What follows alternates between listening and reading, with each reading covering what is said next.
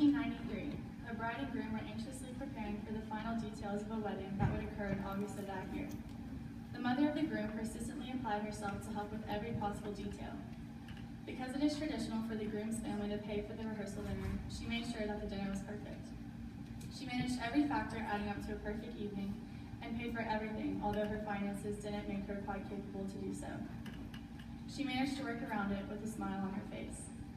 Despite this spiritual evening, no one knew the entire time that she was stoically suffering from cancer, which in 3 short months would take her life.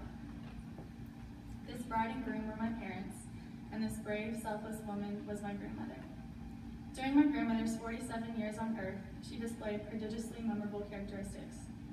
She was strong, honorable, and humorous, and now she was extremely missed. My grandmother passed away December 30th, 1993, just 4 months after my parents' wedding.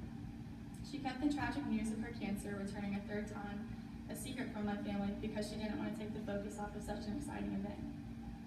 Unfortunately, I was not born until after her death. Although my chances of meeting this woman were destroyed, death did not stop her memory from teaching me to try to be the best granddaughter I can be.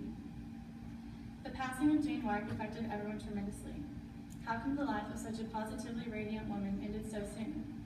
Even though she has been gone nearly 23 years now, I still hear stories about the incredible person she was. With each story, she seems closer to my heart to the point I feel like I did know her. Both my mom and my dad told me she never felt bad for herself, yet she fought with all the strength in her body against her cancer. She stayed loyal when my dad's father broke promises and failed his family constantly. Despite his lack of support, Jane refused to talk poorly about him. My father continues to remind us what his mother taught him. As I referenced earlier, nothing was ever about money to Jane. Although my dad's family struggled tremendously with their finances, she was proud of the person God made her, and it didn't take money to make her happy. She taught my dad how to keep his head high when times get tough and to always value his name and what he stands for. I've been told since I was younger that my looks and personality reflect hers almost identically. My aunt called me the other day to reflect with me about past stories of my grandmother. She said, much like myself, Jane understood and appreciated the importance of laughter. Eventually, we were both in tears, laughing about times when Jane had used her contagious laughter to make peace in situations. For example, my dad, aunt, and grandmother took a trip to goof around in Gatlinburg. They found themselves racing electric scooters trying to pop wheelies. My grandmother wrecked her scooter and fell off, scraping against the pavement. My dad and aunt anxiously rushed over to her, only to find her rolling around laughing at her own clumsiness. Whereas most people might get frustrated or let that crash alter the rest of the day, she found the humor in the situation. This contributed to her being an overall positive person. Because Jane left behind a great legacy, I take it as a major compliment when someone says I remind them of her. Albert Pike, a military officer in the Civil War, once said, "What we have done for ourselves alone dies with us. What we have done for others in the world remains and is immortal." Although Jane obviously wasn't living during this time period, her image was the first thing that popped in my head while reading this. The many lessons Jane taught my dad, he taught me and my brothers, and I hope to someday raise a family of my own reflecting her greatness. So, what is it like to be compared to someone you've never met? This thought can be frustrating, however, the way I see it is, it leaves a big responsibility on my part. My full name is Emily Jane Wyrick, and I was named after my grandmother to carry on her legacy. It's my expectation of myself to honor Jane the way she honored my family. Whether my daily battles consist of struggling between divorced parents, having to run suicides with my teammates at basketball practice, or completing a difficult homework assignment, I remember the stories I've been told about how Jane handled the adversity she faced with cancer, and it motivates me to work harder. 23 years after her passing, and tears are still shed by many, including myself and my father. That's how missed she is. When I recognized my dad was having a hard time last year on her birthday, I wanted nothing more than to be able to meet her. In fact, if I could spend a day with anyone in the world, it would be Jane, so I can see in flesh the strong woman I modeled myself after to one day raise a family of my own. Being compared to my grandmother by those who got the opportunity to know her is something I'm proud to live by. When I recognized my dad was struggling, I sat down at the piano one day last year. Susan G. Komen's Race for the Cure was coming up later that month, where I had been asked to be the entertainment for the fundraiser. Music has always been a way for me to express my emotions.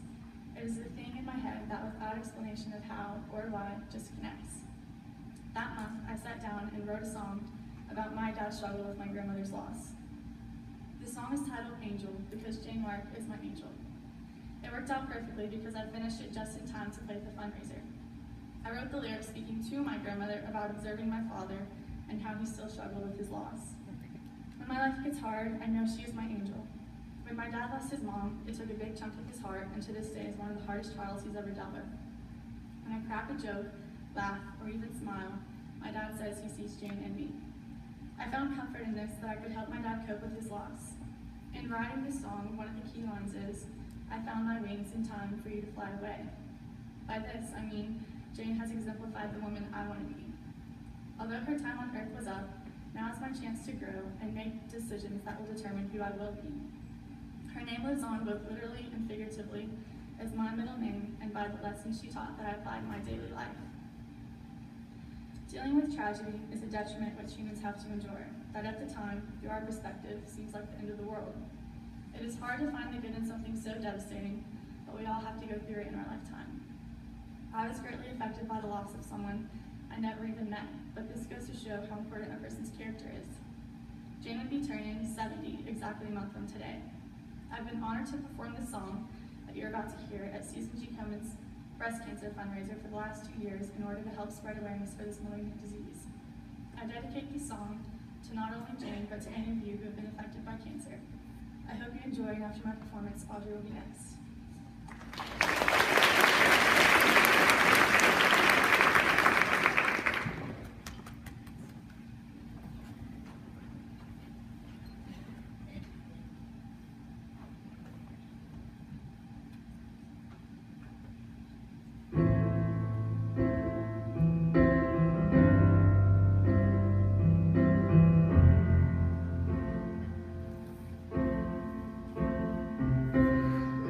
Patient, love is kind, and it's love that knocks you down so blind, but it's love that gets him up again.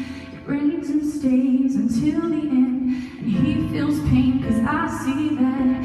I wish that I could take it back, and I know he loved you, but now you're gone. I hope he knows he's not alone, cause I'm right here a few years later. I know that God is good, he'll take you. I wrote this down tonight.